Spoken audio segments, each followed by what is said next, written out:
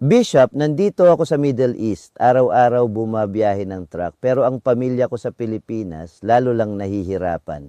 Bakit parang hindi umaabot sa kanila ang sinasabi nilang pag-unlad? Ka-Herman, dahil ang krisis ngayon hindi lang kakulangan ng kita, kundi kakulangan ng katarungan. Kapag ang sistema ay hindi patas, kahit gaano ka magsumikap, may kulang pa rin. Pero Bishop, kami na nga ang kumakayod sa abroad. Kami pa ang inaasahan. Parang kami na lang lagi ang sumasalo ng bigat. Totoo yan, dahil ang tanong ay hindi lang magkano ang kinikita, kundi saan napupunta ang yaman ng bayan. Kung walang pananagutan, laging may naiiwan. Ibig sabihin, Bishop, hindi lang pala sipag ang solusyon. Hindi sapat ang sipag kung may sistemang kumakain sa bunga nito. Kaya hindi lang tayo nagtitiis. Nagtatanong tayo, nananagot ang dapat managot at kumikilos para sa makatarungang pagbabago.